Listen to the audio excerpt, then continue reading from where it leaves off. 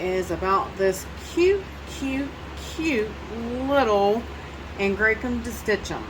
This is a spotlight on her today because I was asked from one of my viewers, Trend World, asked me to please do a spotlight video on Angraecum distichum and how you care for it and everything in your environment. And I was like, well, I sure will do that. So here we are. I want to turn the humidity off because it keeps blowing over in front of the picture.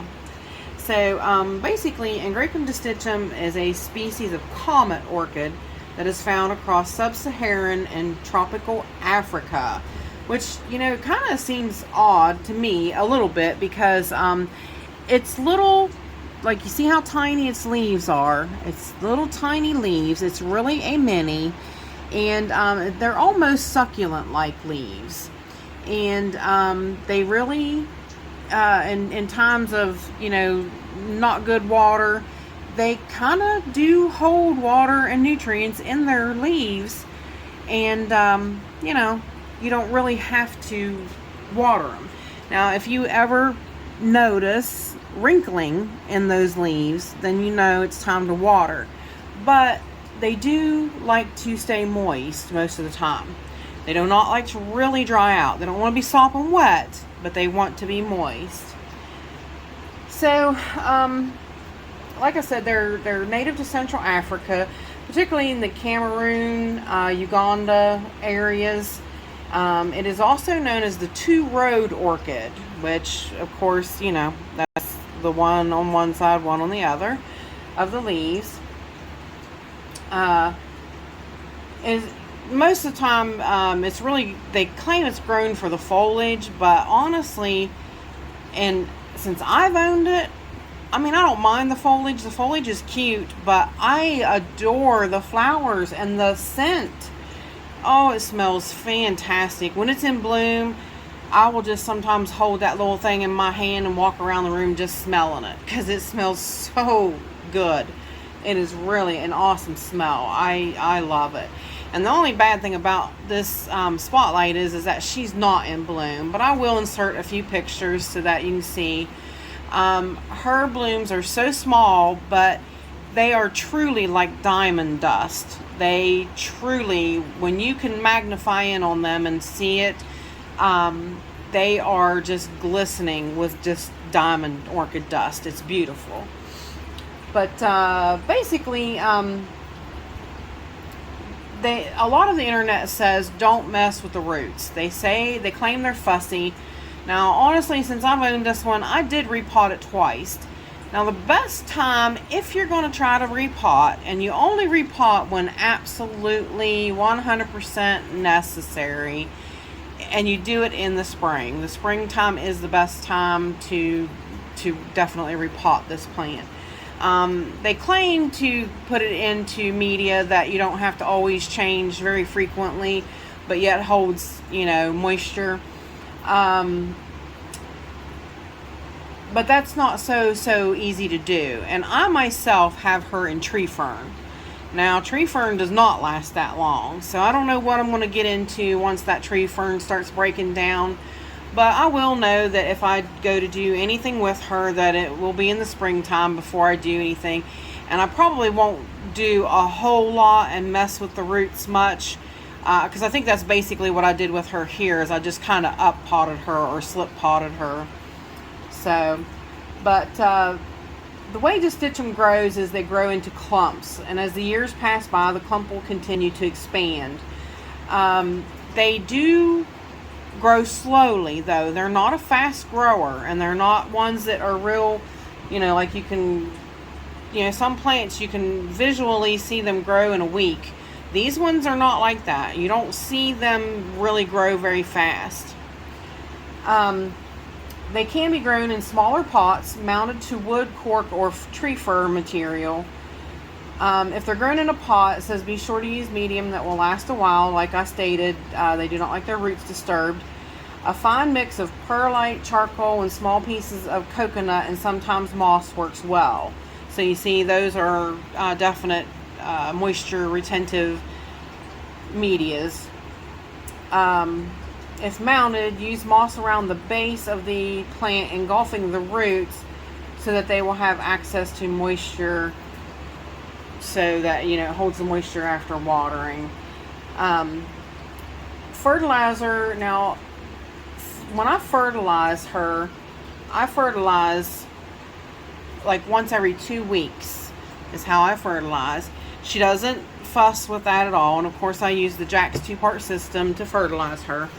I fertilize her, and then in a couple days after fertilizing, which of course I'm making sure she's staying moist also in that time frame, with regular pure 0 reverse osmosis water, so she's staying moist. But then in a couple days, 2 to 3 days, I will run reverse osmosis through her pot.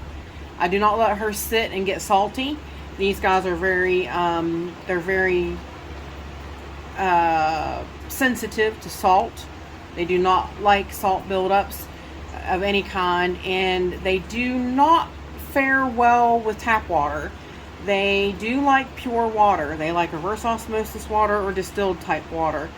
They do not, the chemicals, I don't know if it's whatever's in the water, whatever, you know, whatever is in your water, or the chlorine, or, you know, things like that.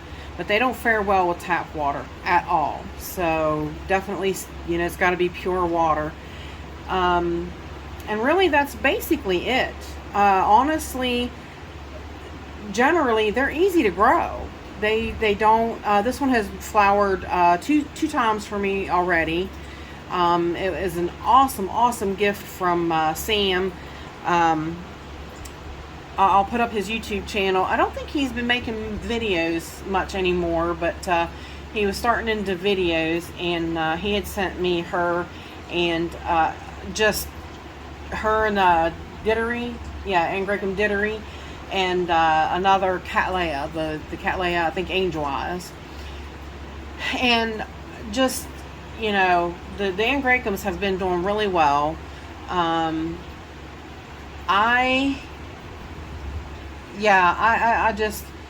so thankful that he sent them to me, because I just love them. They've been, you know, Dittery's taken off. This one here has just bloomed and bloomed, and like I said, I love, you know, he wanted me to get into some of the Angraecums, and I was, you know, wasn't real interested in it, honestly, but he you know, he's like, I'm gonna send them to you, and I was like, okay. So you know, so far so good, and like I said, Dittery's doing pretty good as well. So, but this is about this beautiful little girl. But yes, she's definitely cute. Definitely, you know, you just gotta love those little leaves. She almost looks like a succulent type plant.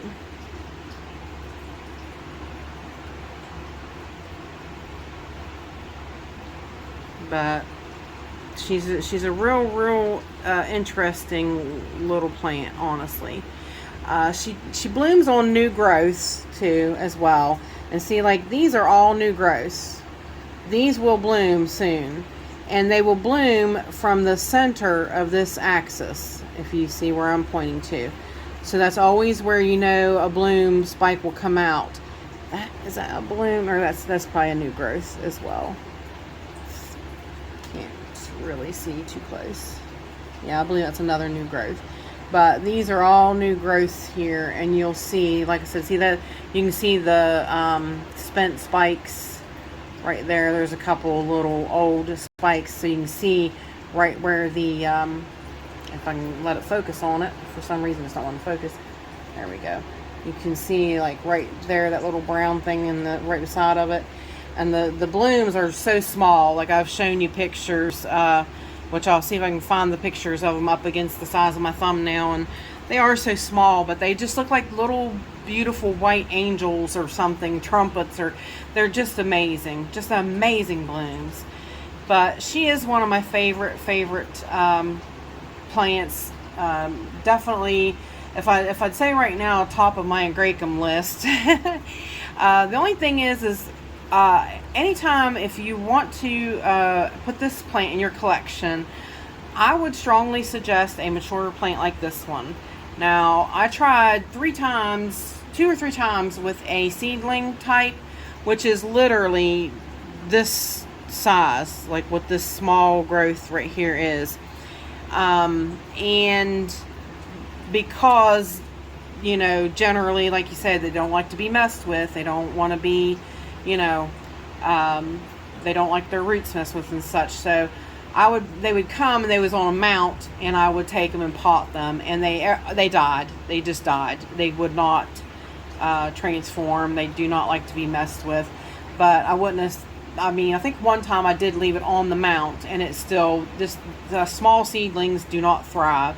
You really, really have to have, you know, probably a really like a, you know, terrarium type situation to really get them started. So honestly, I would say if you can do it and you can find them, they're not real readily available. I do know a few people that would love to have one, but honestly, they're not